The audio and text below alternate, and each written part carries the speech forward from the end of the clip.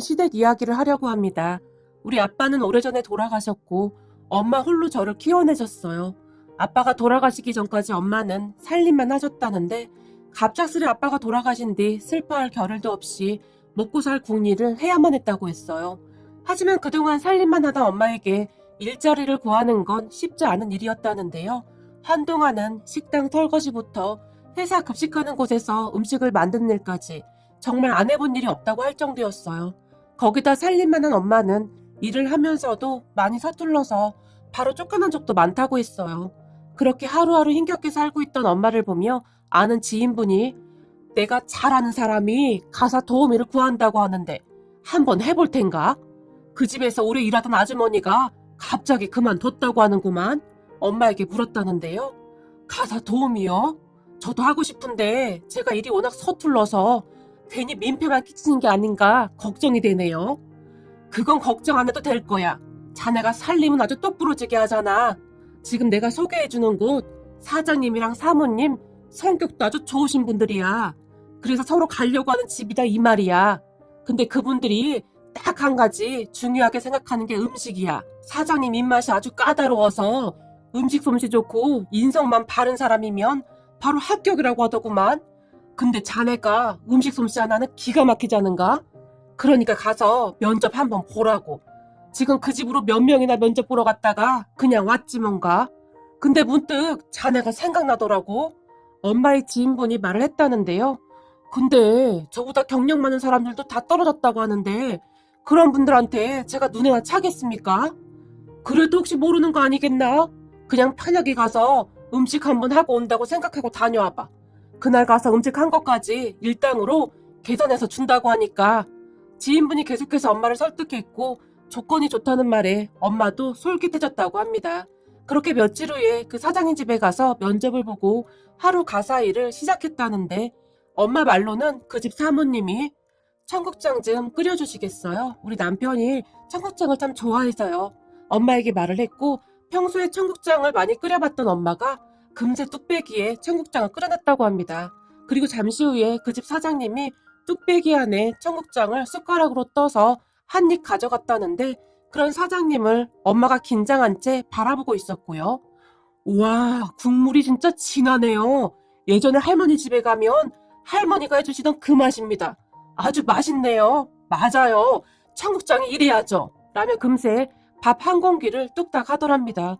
그 뒤 사모님은 사장님이 좋아하는 요리 몇 가지를 엄마에게 더 만들게 했고 그 음식을 맛보던 사장님이 정말 좋아했다고 하네요.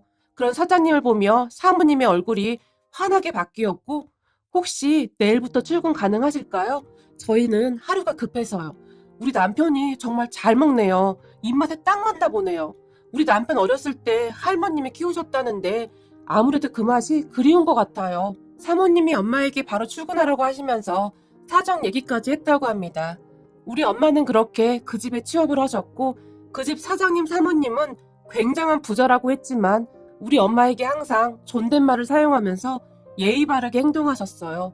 그렇게 엄마는 그 집에서 여러 해 동안 일을 하게 되었고 저도 가끔 그 집에 초대되어 간 적이 있었는데 사장님과 사모님은 그런 저를 정말 많이 예뻐해 주셨어요. 그 집에는 제 또래에 쌍둥이가 있었는데 이란성 쌍둥이로 아들과 딸이었어요. 그럼 부모님 밑에서 자라서 그랬는지 둘 다 예의 바르고 참 착했어요. 거기다 식사 시간이 되면 우리 엄마와 저도 그 집에서 같이 식사를 했는데 식탁 위엔 항상 맛있는 음식들이 가득했어요. 간혹 맛있는 생선이 나오거나 하면 사모님이 일일이 가시를 발라서 우리 셋에게 똑같이 나눠주셨는데 그런 사모님을 보며 괜찮습니다. 우리 딸은 제가 먹이겠습니다. 라며 엄마가 어쩔 줄을 몰라 했는데요. 언니는 얼른 식사하세요. 음식 하시느라 고생하셨잖아요. 저는 애들이 먹는 모습만 봐도 어찌나 예쁘고 배가 부른지 모르겠어요.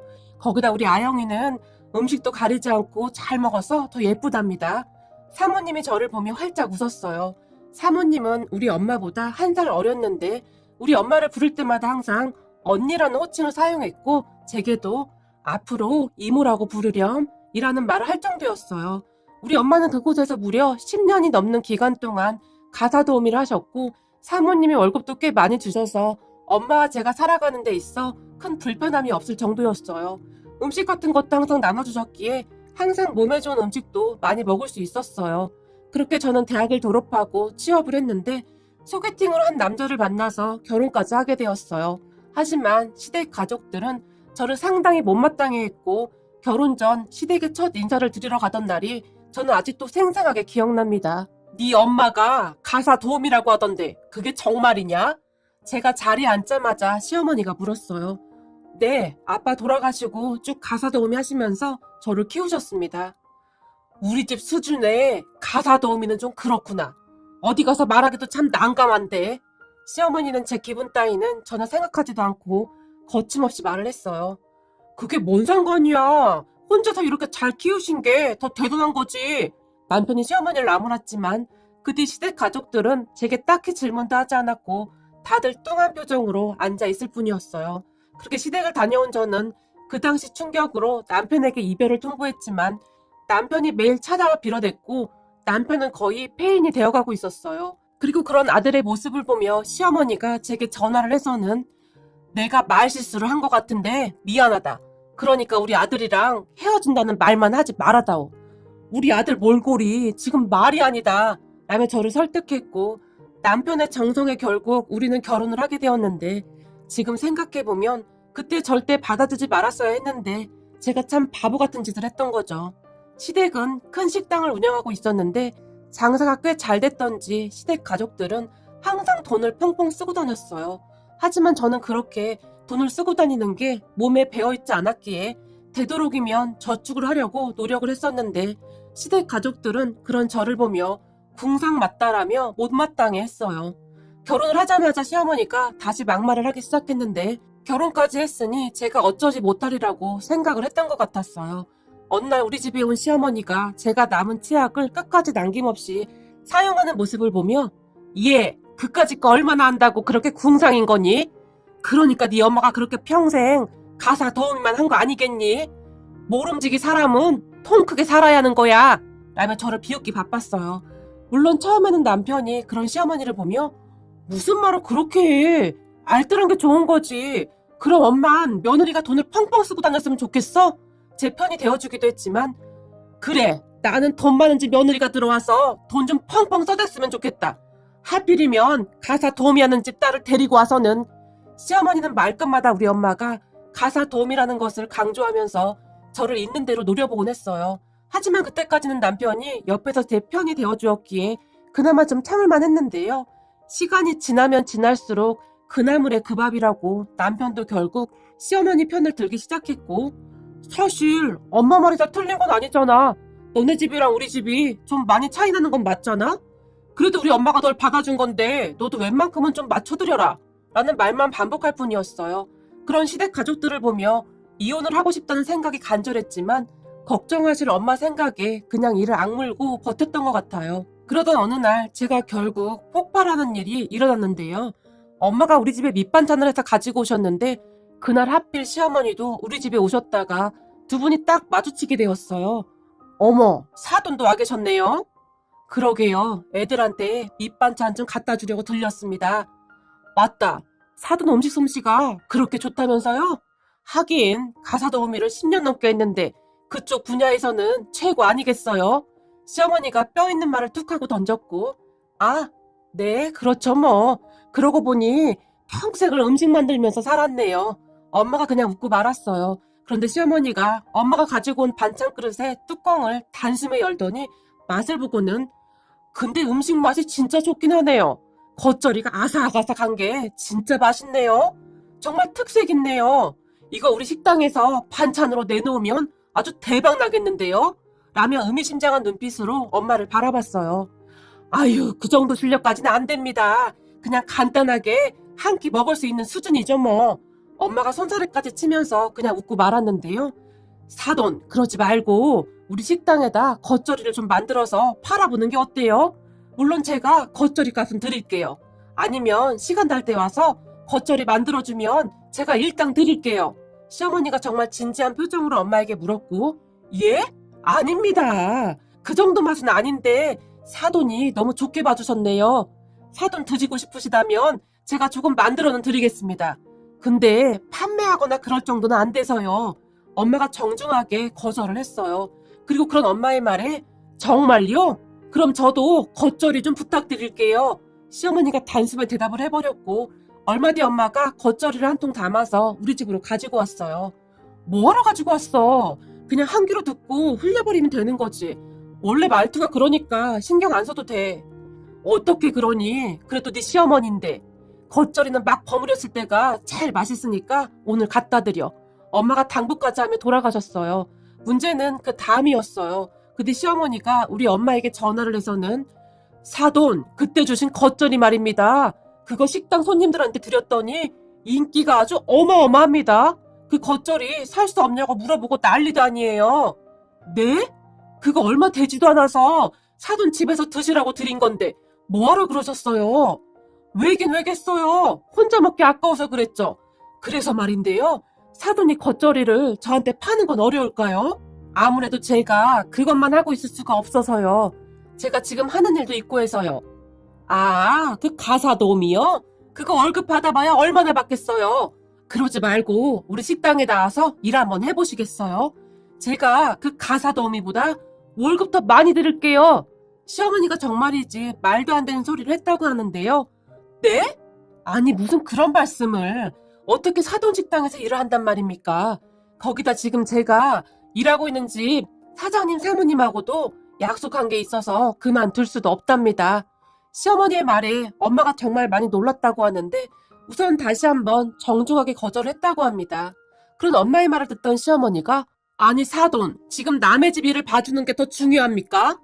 아무리 그래도 제가 사돈 딸 시엠이 아닙니까? 그럼 우리가 우선 아닙니까? 조금 서운하기까지 하려고 하네요. 아닙니다. 그런 게 아니라 제가 사정이 있어서 그만둘 수가 없어요. 그리고 사돈 식당에 가서 일하는 것도 참 그렇고요. 그렇게 서운하시다면 제가 가서 겉절이 비법을 좀 가르쳐 드리는 건 어떨까요? 그 정도는 저도 할 수 있을 것 같은데요. 정말 난감해진 엄마가 급한 김에 시어머니에게 제안을 했던 모양입니다. 저는 사돈이 와서 일해주면 좋겠는데 전 그렇다면 그렇게라도 해야지 어쩌겠어요. 그럼 한번 오셔서 알려주세요. 제가 재료랑은 다 준비해 두겠습니다. 그렇게 우리 엄마는 정말 얼떨결에 시댁이 운영하는 식당에 직접 가서 겉절이 만드는 비법을 알려드렸다는데 식당 조리실로 들어서던 엄마가 너무 놀라서 입을 다물지 못했다는데요. 겉절이를 할 배추가 어마어마하더랍니다. 하지만 엄마는 별말하지 않고 사돈, 겉절이 양이 꽤 많네요. 예, 이왕 하는 거 많이 좀 해놓으려고요. 라며 아무렇지도 않게 시어머니가 대답을 했답니다. 그리고 잠시 후 엄마가 겉절이 버무리는 비법을 알려드렸으나 메모도 하지 않은 채 시어머니가 옆에 서서 그저 고개만 끄덕이고 있더랍니다. 그런 시어머니를 보며 사돈 받아 적어야 하지 않겠습니까? 엄마가 물었다는데요. 제가 식당 일만 지금 10년이 다 돼가는데 눈대중으로 대충 보면 다 압니다. 라며 자신만만해 하더랍니다.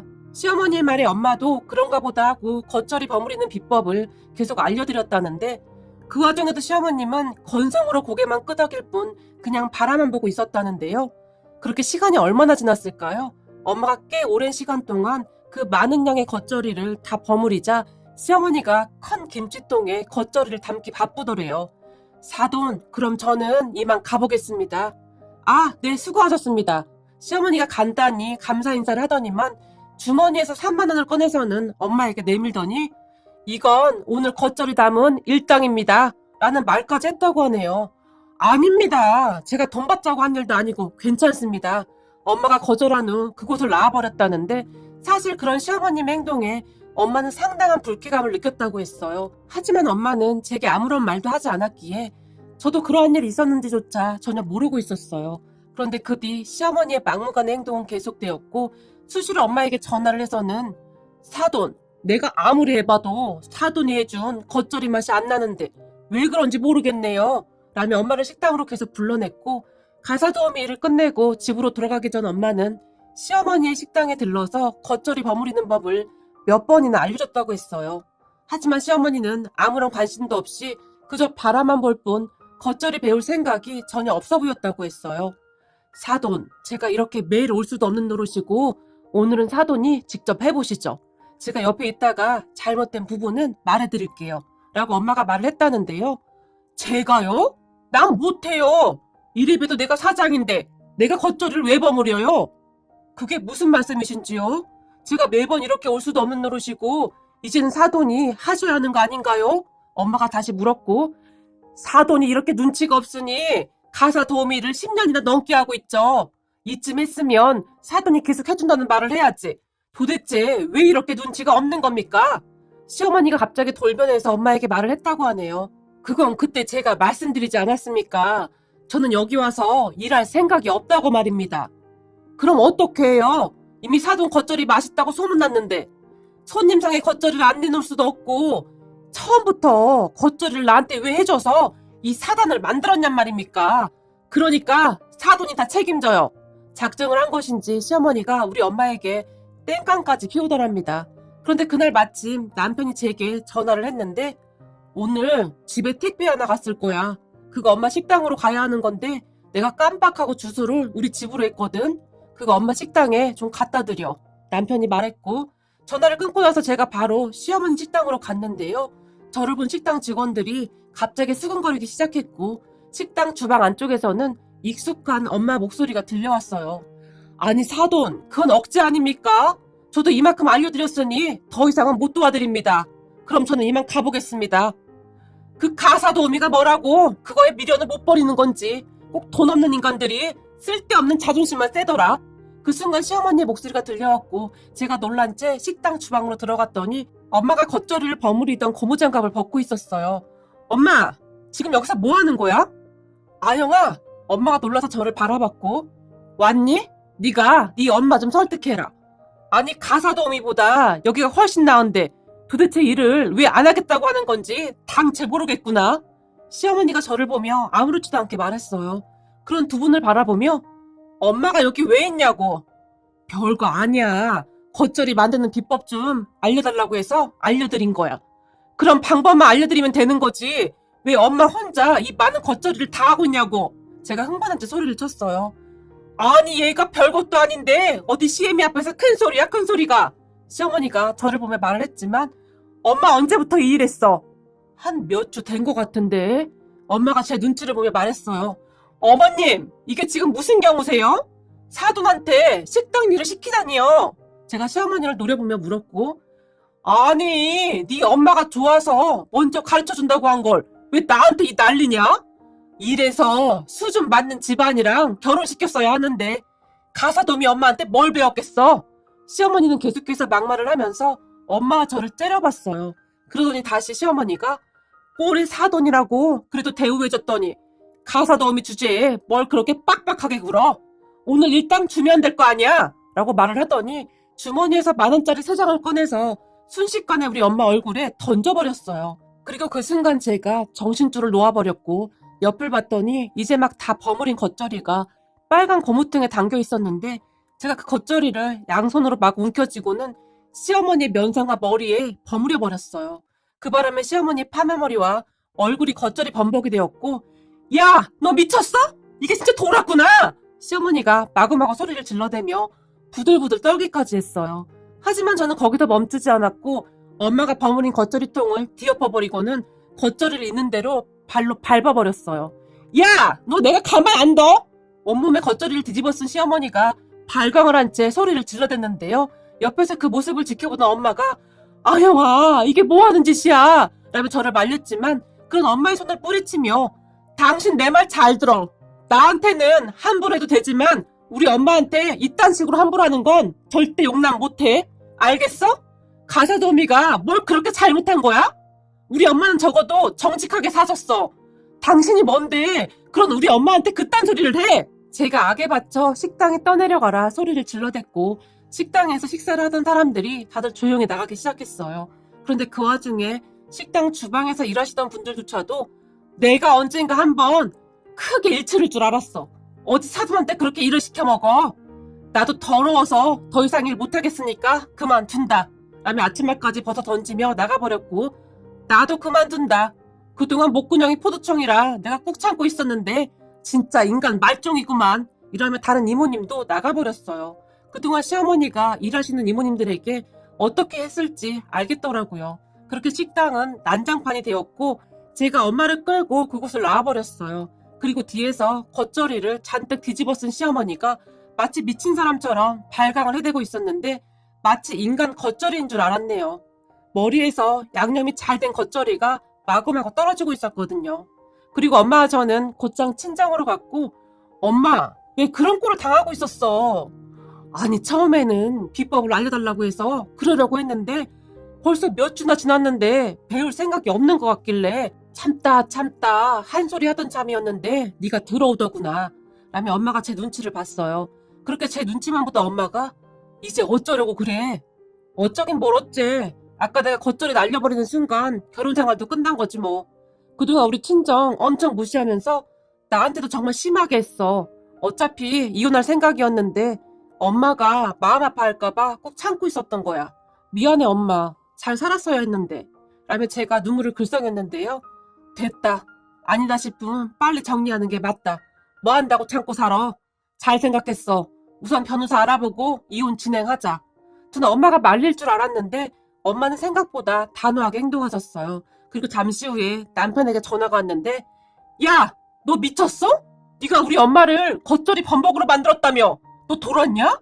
지금 당장 와서 우리 엄마한테 무릎 꿇고 빌어라. 아니면 내가 너 가만 안 둘 거니까. 남편이 씩씩대면서 고함을 질러댔어요.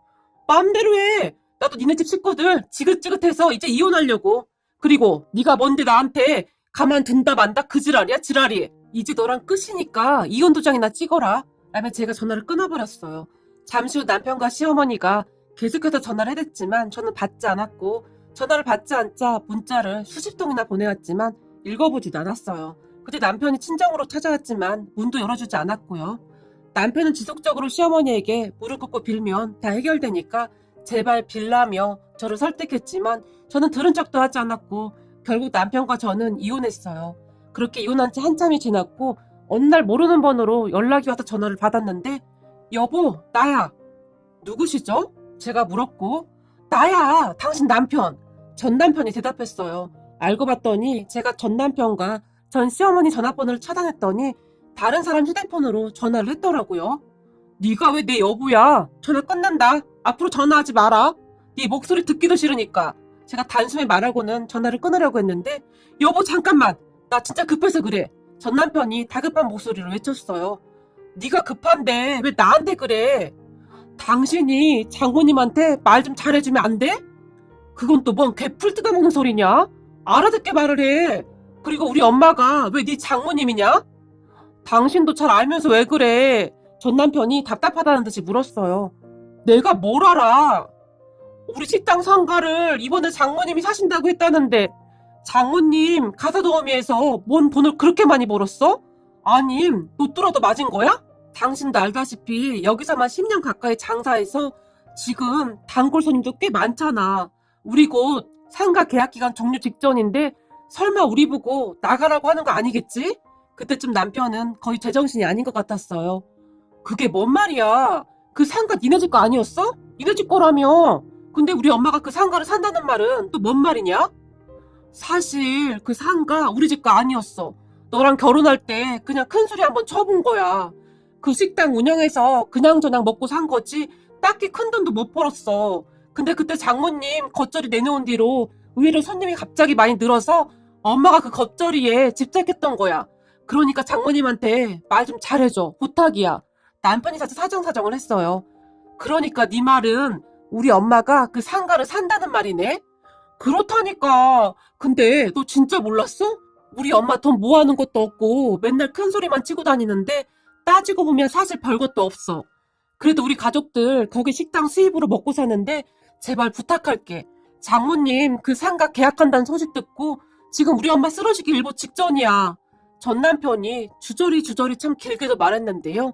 그런 전 남편에게 네 월급 있잖아. 그 월급으로 온 가족이 다 먹고 살면 되겠네. 라며 제가 전화를 끊어버렸어요. 그 뒤에도 전 남편에게 수시로 전화가 왔지만 일제 전화를 받지 않았고 잠시 후에 집에 돌아온 엄마에게 엄마, 그 인간한테 전화 왔는데 엄마가 그 인간네 식당 상가 계약한다는 게 무슨 말이야? 그 인간 지금 헛소리 하는 거지? 제가 엄마에게 물었어요. 맞아. 그 집 식당 상가 내가 이번에 계약할 예정이야. 그렇잖아도 거기 부동산에 몇 번 왔다 갔다 했더니 벌써 소문이 났나 보네. 엄마가 아무렇지도 않게 대답했어요. 뭐라고? 엄마가 그 식당 상가를 산다고? 엄마 혹시 로또 됐어? 엄마가 무슨 돈이 있어서 그 식당 상가를 사? 엄마 가사도우미에서 돈을 그렇게 많이 벌었어? 그때 당시 저는 정말 놀랄 수밖에 없었는데요. 그렇잖아요. 아니 가사도우미 월급이 도대체 얼마나 되기에 상가를 산단 말입니까? 그렇게 놀라서 눈만 멀뚱멀뚱 뜨고 있던 저를 보며 엄마가 놀랄만한 말을 하기 시작했어요. 우리 아빠가 사고로 돌아가시면서 보험금이 꽤 많이 나왔다고 합니다. 그런데 아빠 목숨값으로 받은 그 돈을 도저히 쓸 수가 없었고 통장에 그대로 두고 있었다는데요. 어느 날 엄마가 가사도우미로 일하던 그 집 사장님과 사모님이 엄마를 조용히 불렀다고 하는데요.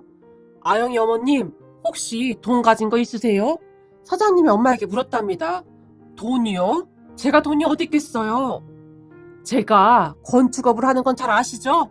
다른 게 아니라 이번에 기가 막힌 위치에 상가 하나를 아주 저렴하게 분양하는데 제가 아영이 어머님께 뭐 해드릴 건 없고 그 상가라도 분양해드리고 싶은데 퇴직금이라고 생각하시면 될 것 같네요.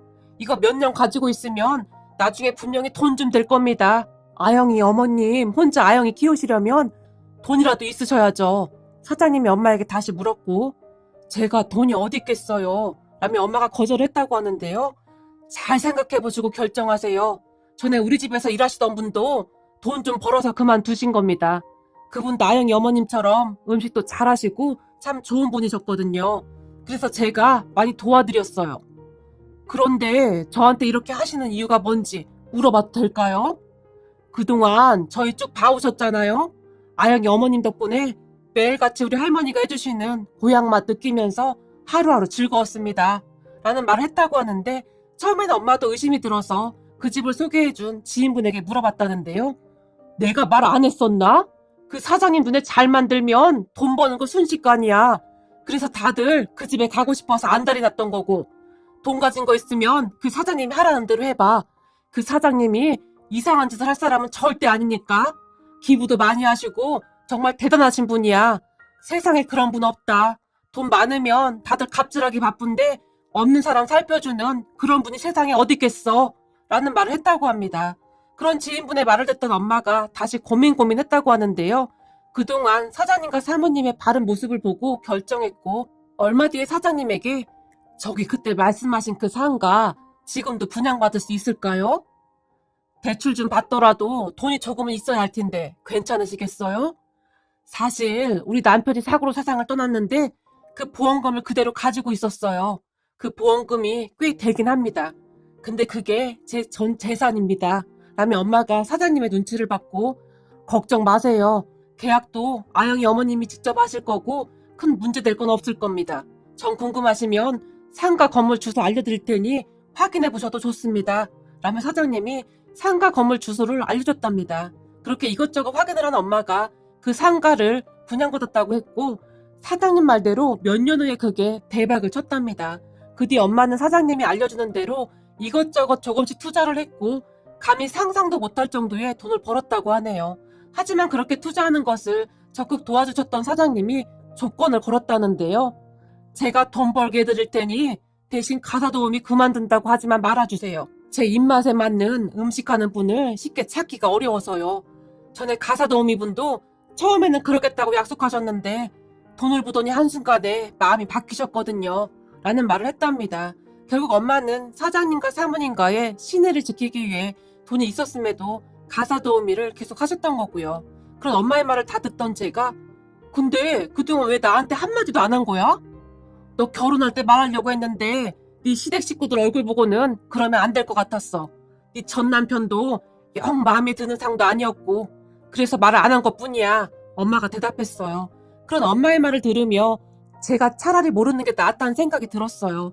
엄마가 돈이 많다는 사실을 알게 됐다면 돈을 물쓰듯이 쓰고 다니는 그 집안 사람들이 절대 가만히 있지 않았을 테니까요.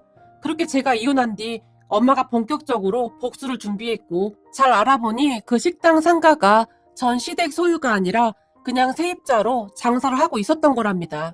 마침 그 식당 상가 주인이 상가를 내놨다는 사실을 알게 되었고 머리 끝까지 화가 난 엄마가 그 상가를 사버렸어요. 엄마가 말하기를 엄마가 식당 상가 세주인이 되어 나타나자 전 시부모와 남편이 실신 직전이더래요.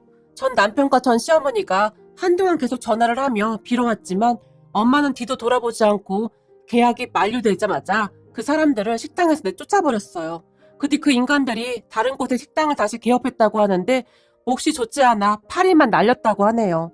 그러다가 결국 그 식당도 접고는 일자리를 찾아 전전긍긍하고 있다는 소리만 들었는데 어찌나 고소하던지 10년 묵은 책증이 다 내려가는 그런 기분이었어요. 무엇보다도 결혼 잘못해서 엄마한테 불효를 저지른 것 같아서 정말 죄송할 뿐입니다.